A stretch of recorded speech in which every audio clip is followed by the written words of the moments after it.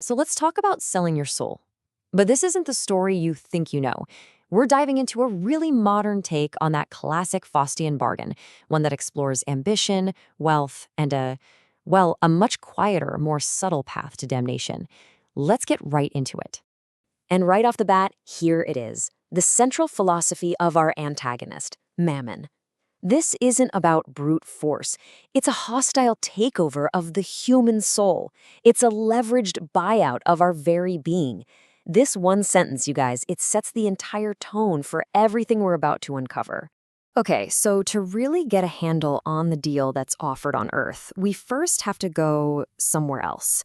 We're heading down to the abyss to witness the wager that kicks this whole thing off.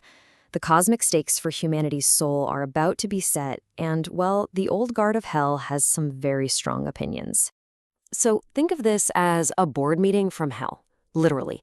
You've got the heavy hitters here. There's Lucifer, the Prince of Pride, who basically sees humanity as this pathetic, failed experiment. You've got Beelzebub, who's convinced our own intelligence is the weapon we'll use to destroy ourselves. And then there's Semyaza, who just sees us as these walking contradictions, angelic souls trapped in bodies that want what they want. Their methods, they're direct, they're brutal, and they're all about breaking the human will. And this slide just lays out the central conflict inside hell so perfectly. On one side, you have the old school, the heavy chains. This is brute force stuff, temptations that are designed to shatter a person's spirit. But then Mammon steps up and proposes something new, something way more insidious. He calls it a finer thread, a strategy that isn't about breaking your will at all. It's about subtly buying it, piece by piece, until you don't even realize you've been sold. So, who is this new player on the scene? This is Mammon, the spirit of more, the demon of avarice, and his entire game is psychological. See, he doesn't want to conquer you. He wants to convince you. He's the ultimate merchant of souls, a master at making raw greed look like hard work, and making the endless chase for wealth seem like a sign of God's blessing. Now here's the twist. This whole wager, it gets sanctioned from on high. A voice from heaven basically gives it the green light, almost dismissively calling Mammon the joker of the marketplace. The confidence up there is that a good person, even one who makes mistakes and gets lost in their own ambition, will eventually find their way back. It's a cosmic test of character, and the game is officially on. So, the wager is set. The terms are agreed upon. Now the focus shifts to Earth.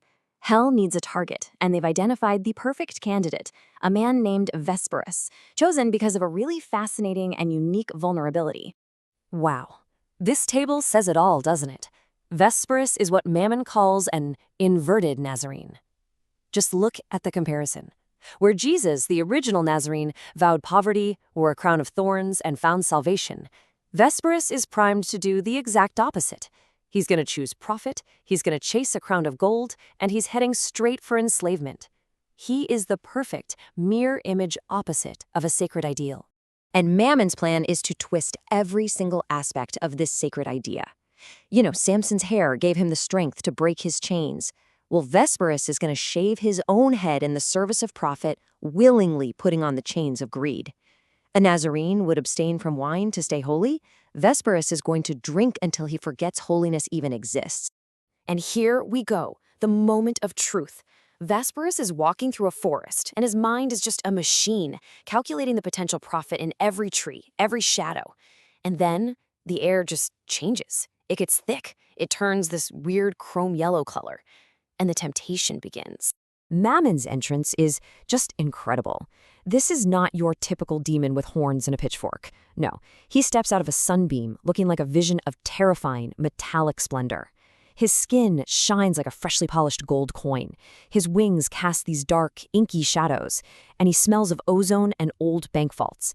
He is, quite literally, the physical embodiment of capital. Now listen to his opening pitch. His voice sounds like deep, striking gongs.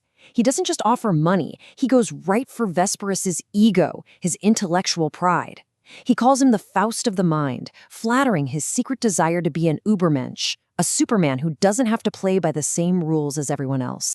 So to really get why Vesperus is even listening, you have to understand this idea of Faustian striving. For him, this isn't about wanting a yacht or mansion. Not at all.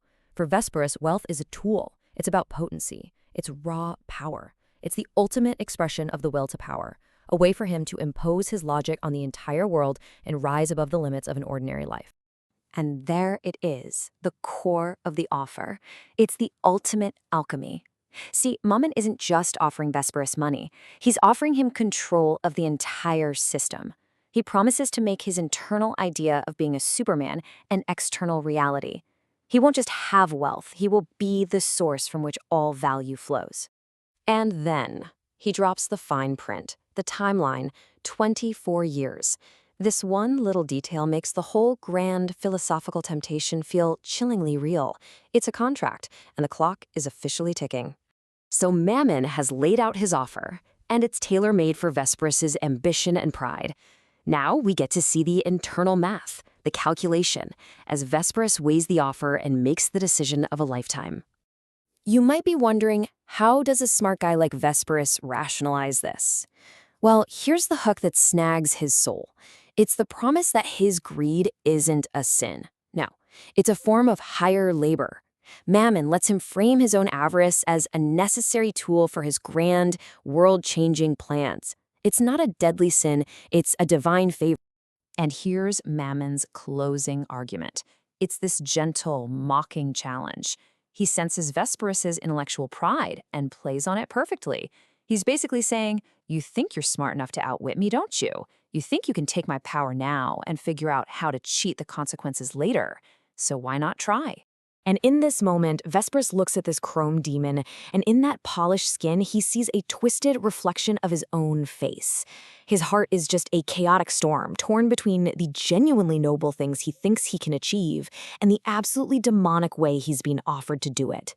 This is that exact error, while striving, that heaven predicted. And he says yes. But listen to how he says it. It's not a surrender. It's a whisper full of defiance. He truly believes that he can take this infernal power, bend it to his own will, and build a system so powerful that even hell itself will have to play by his rules. Okay, the pact is signed, the deal is done. Let's pull back for a second and really analyze the deeper mechanics of this wager and what it tells us about the real price of unchecked ambition. At the end of the day, Mammon's entire strategy boils down to this one powerful concept, the illusion of wealth. His goal is a simple replacement. He wants to swap out your internal, spiritual sense of self-worth for your external net worth. And the idea is that eventually the sheer weight of all the gold you've gathered will be the very thing that sinks you. It's not a battering ram, it's a corrosive mist. And this is the tragic endgame. That sacred idea of being set apart for a holy purpose gets twisted into the cold, empty isolation of the super rich. The soul, which once wanted to strive for the heavens, ends up trapped, alone, in a golden vault that it built for itself. And all of this leaves us with a pretty chilling question, doesn't it?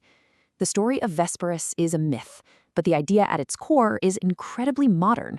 You hear echoes of it everywhere, from greed is good to the way we praise hustle culture.